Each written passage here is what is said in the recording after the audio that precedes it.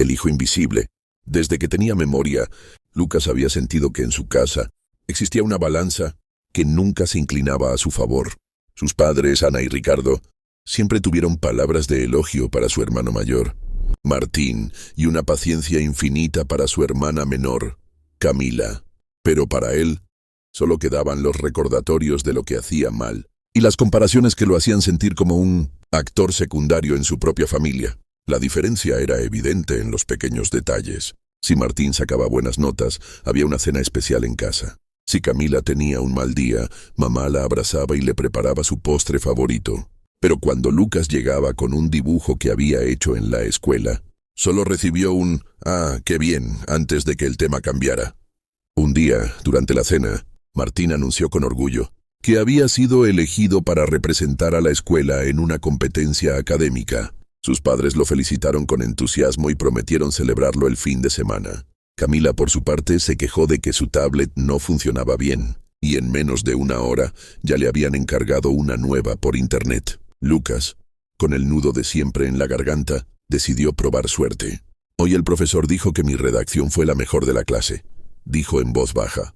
Sus padres apenas reaccionaron. «Qué bueno, hijo», respondió su madre sin apartar la vista del celular. Lucas bajó la mirada a su plato. La indiferencia dolía más que un regaño. No era que odiara a sus hermanos. De hecho, los quería. Martín le daba buenos consejos cuando jugaban videojuegos, y Camila a veces lo buscaba para que la ayudara con la tarea. Pero la manera en que sus padres lo trataban le hacía preguntarse si, de alguna manera, él había nacido con algo defectuoso, algo que lo hacía menos especial. A medida que pasaron los años, aprendió a aceptar su papel en la familia. Se volvió independiente, dejó de compartir sus logros y comenzó a refugiarse en sus libros y en sus pensamientos. Descubrió que escribir le ayudó a liberar lo que nunca podía decir en voz alta. Una tarde, mientras revisaba una caja con cosas viejas, encontró un cuaderno lleno de sus cuentos de la infancia. En la portada había escrito con crayones: «Para mamá y papá con amor». Recordó que lo había dejado sobre la mesa una vez, esperando que lo leyeran, pero allí estaba intacto, sin una sola página doblada. Ese día entendió algo importante. Su valor no dependía de la atención de sus padres.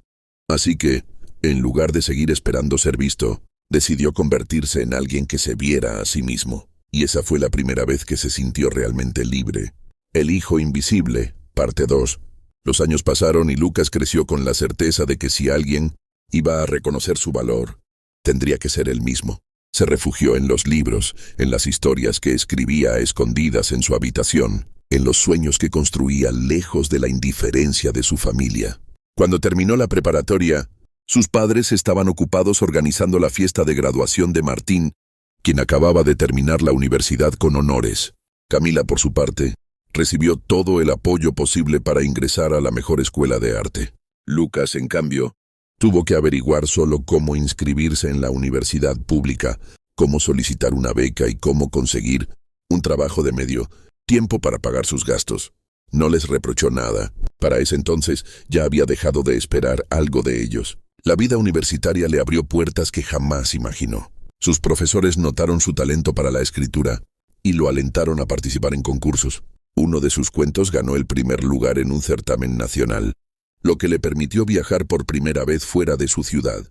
Pero lo más importante fue que conoció a personas que lo valoraban por lo que era. Amistades sinceras que lo escuchaban, que celebraban sus logros sin comparaciones. Por primera vez en su vida, Lucas sintió que tenía un lugar al que pertenecía. Un día, cuando su primer libro fue publicado, regresó a casa con un ejemplar en la mano. Pensó en dárselo a sus padres, en mostrarles que había logrado algo grande por sí mismo. Tal vez, solo tal vez, esta vez lo mirarían con orgullo. Pero al llegar, encontró el mismo escenario de siempre. «Lucas, ayúdanos a mover estos muebles.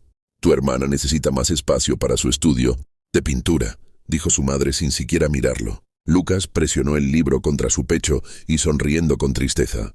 «No puedo, tengo que irme». «¿A dónde?», preguntó su padre sorprendido. «A mi nueva vida». Se dio la vuelta y salió por la puerta con la cabeza en alto, porque entendió en ese instante que su verdadera familia era aquella que lo veía, lo escuchaba y lo valoraba. Y esa familia, la que él mismo había elegido, lo estaba esperando allá afuera. El hijo invisible, parte 3. Lucas se mudó a un pequeño apartamento en la ciudad. No tenía lujos, pero tenía algo que nunca había sentido en casa: paz. Trabajaba de día y escribía de noche, con la misma disciplina con la que había aprendido a ser invisible en su infancia. Su libro, aunque no fue un éxito inmediato, encontró a su público. Sus relaciones conectaban con aquellos que, como él, habían crecido sintiéndose poco vistos. Empezó a recibir mensajes de lectores agradeciéndoles por poner en palabras lo que ellos nunca habían podido expresar. Fue en una de esas noches, revisando su correo, cuando vio un nombre inesperado en su bandeja de entrada. Era Martín. El mensaje era corto. Leí tu libro. No sabía que te sentías así. Lo siento. Lucas se quedó mirando la pantalla por un largo rato. No esperaba una disculpa, y menos de su hermano. ¿Qué significaba eso? ¿Un intento de reparar el pasado? Después de pensarlo, respondió con algo simple: gracias por leerlo. Unos días después, Martín lo llamó. No hablaron del libro, ni de la infancia, ni de los silencios en la mesa familiar, pero hablaron de la vida, del trabajo, de los sueños. Fue una conversación extraña al principio, pero con el tiempo se volvió natural. Martín le confesó algo que Lucas nunca había sospechado. Siempre pensé que lo tenías todo bajo control. Como nunca te quejabas, creí que no necesitabas nada. Lucas se rió con amargura. No me quejaba porque sabía que no serviría de nada. Perdón, y me siento un idiota por no haberme dado cuenta antes. Por primera vez en años, Lucas sintió que alguien en su familia lo veía. Pero aún faltaban sus padres. No esperaba que lo buscaran. Después de todo, no habían mostrado interés en su vida en mucho tiempo. Sin embargo, un día su madre lo llamó. Lucas, necesitamos hablar. Había duda en su voz, como si temiera que él le colgara. Él respiró hondo y contra todos los pronósticos respondió: está bien. Aún no sabía qué esperar de ese encuentro. Pero si algo había aprendido en su viaje, era que su historia aún no había terminado. El hijo invisible, parte 4. Lucas no esperaba una disculpa cuando su madre le pidió que se vieran. Y tenía razón en no esperarlo. Cuando llegaron a la cafetería donde acordaron encontrarse, su madre lo saludó con un abrazo rápido, como si estuviera nerviosa. No preguntó cómo estaba ni mencionó su libro. Fue directo al punto. Tu padre y yo estamos pasando por una situación difícil, dijo, moviendo el azúcar en su café sin mirarlo a los ojos. Hay muchas deudas y el banco está a punto de quitarnos la casa. Lucas se recargó en la silla y la observó en silencio. ¿Y Martín? ¿Y Camila?, preguntó con calma. Martín ya nos ha ayudado bastante con lo que puede. Camila apenas está comenzando su carrera, no tiene dinero todavía. Lucas soltó una risa seca. ¿Y yo sí? Su madre no respondió. Lucas sabía que tenía el dinero. Su libro no lo había hecho millonario. Pero con los derechos de autor y algunos proyectos que había conseguido como escritor, había logrado estabilidad económica. Pudo haber dicho que no. Tenía todo el derecho a hacerlo. Pero algo dentro de él le dijo que esa era su última oportunidad para cerrar ese capítulo de su vida. Sacó su chequera, escribió una cantidad suficiente para cubrir toda la deuda, y se la entregó sin decir una palabra. Su madre lo miró con alivio. Gracias, hijo. Sabía que podía contar contigo. Lucas se inclinó hacia ella, apoyando los brazos sobre la mesa. Ya no me deben nada. Pero más importante aún, yo tampoco les debo nada a ustedes. Ella frunció el ceño confundida. ¿De qué hablas? Lucas respondió con tranquilidad.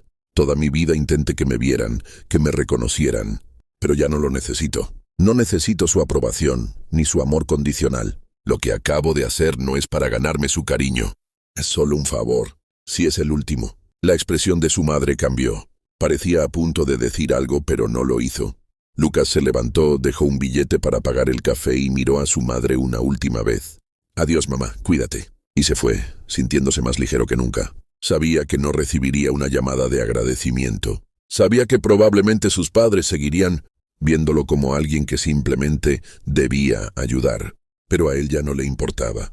Por primera vez en su vida, se sintió libre de verdad. El hijo invisible, parte 5. Después de ese encuentro con su madre, Lucas sintió que una gran carga desaparecía de sus hombros. Había cerrado ese capítulo de su vida y por primera vez tenía la libertad de enfocarse en las relaciones que realmente importaban. Su hermano Martín siguió buscándolo.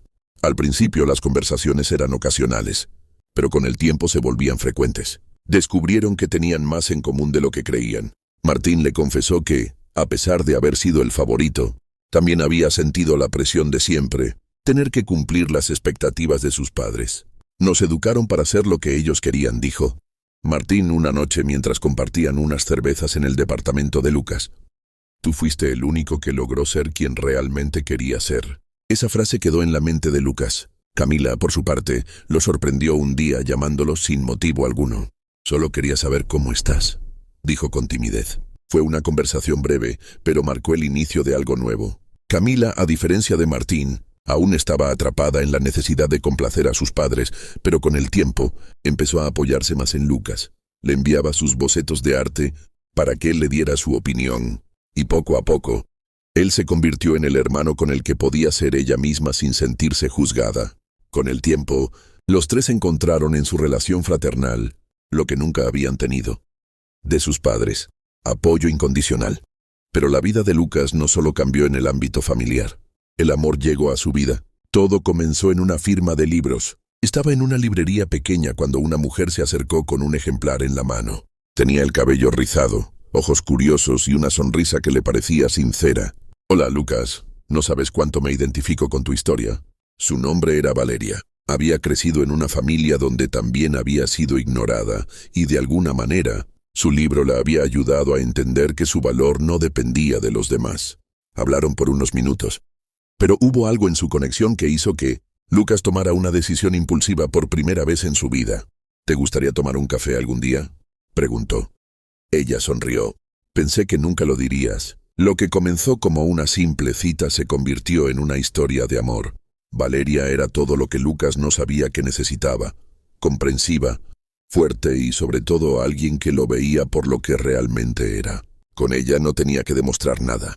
El final feliz que él nunca imaginó. Los años pasaron y poco a poco la vida de Lucas se transformó.